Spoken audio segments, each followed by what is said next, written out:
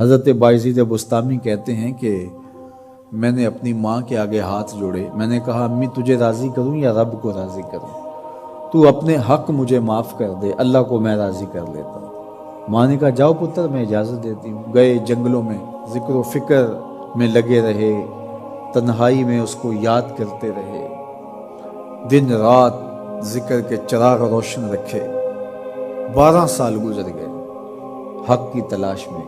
ایک دن واپس بستام کے قریب سے گزر رہے تھے، خیال آیا چلتے چلتے ماں کو سلام کر جاؤں۔ دروازے کو دستک دینے لگے تو اس خیال نے ہاتھ روک لیا کہ ساری زندگی ماں کو سکھ تو دیا کوئی نہیں، اب دکھ بھی کیوں دینے لگے؟ رات کا ایک پہر بیت گیا ہے، سردیوں کی لمبی رات ہے، ماں بستر میں لیٹی ہوگی، تیرے لیے اٹھے گی، دروازہ کھولے گی۔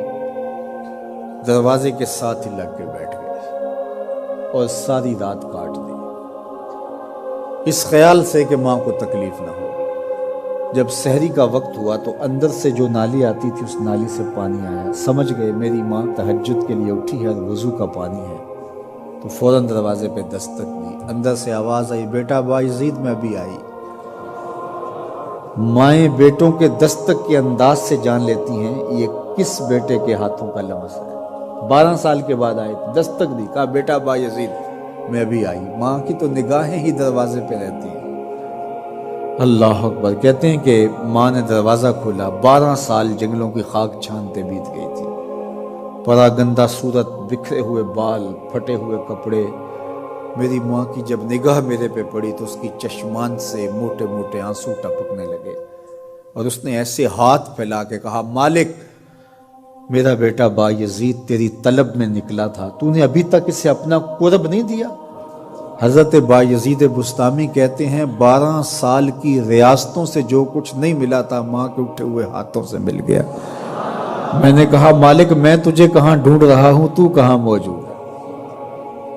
تو ماں باپ کی رضا اللہ کی رضا کا دروازہ کھولتی ہے۔ جن لوگوں کے ماں باپ ناراض ہیں اور وہ جا کے پیر صاحب کی خدمت کرتے ہیں اور میاں ماں کے قدم چومو، باپ کی ٹانگیں دباؤ، ان کی خدمت کرو، تمہارے پہلے مرشد وہ ہیں، ان کو راضی کرو، پھر کسی شیخ کامل کی صحبت میں آنا، دیکھو کیسے دل کی بند کھڑکیاں کھلتی ہیں۔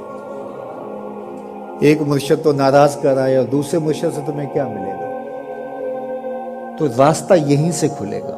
والدین کو کبھی ناراض نہ کرو، والدین کو کبھی دکھ نہ دو، والدین کو کبھی تکلیف نہ پہنچاؤ، اور والدین کو بھی چاہیے کہ اپنی اولاد کو اپنا نافرمان نہ بنائے۔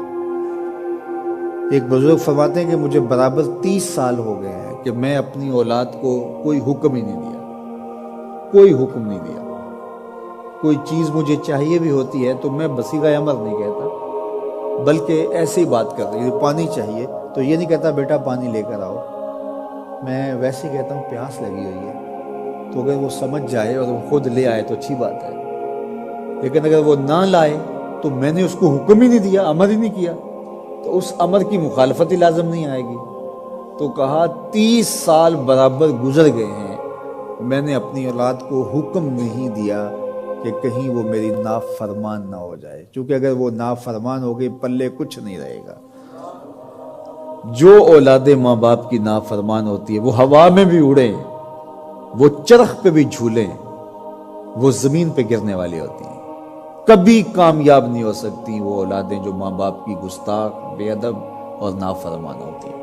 وہی اولادیں سرخروغ، کامیاب اور کامگار اور بامراد ہوتی ہیں جو ماں باپ کی خدمت کرتی ہیں، ماں باپ کی دعائیں لیتی ہیں۔ وہ ایک بچہ ماں باپ کے پاؤں دبا رہا تھا، تو ایک بچہ ایک بر اعظم میں، دوسرا دوسرے بر اعظم میں، تیسرا تیسرے بر اعظم میں بڑے بڑے کاروبار کر رہا تھا۔ تو کوئی اس کا دوست ملنے آیا، اس نے کہا کہ اس نکمے کو بھی کہیں بھیج دو، فلاں جو ہے وہ یورپ میں ہے، فلاں امریکہ میں ہے، وہاں اتنی بڑی کمپنی اس نے کھولی ہوئی ہے، اس نکمے کو یہاں بٹھایا، اس کو بھیج دو، یہ تو نکمہ کسی کام کا نہیں۔ کہا یہ نکمہ ہی تو میرے کام آ رہا ہے۔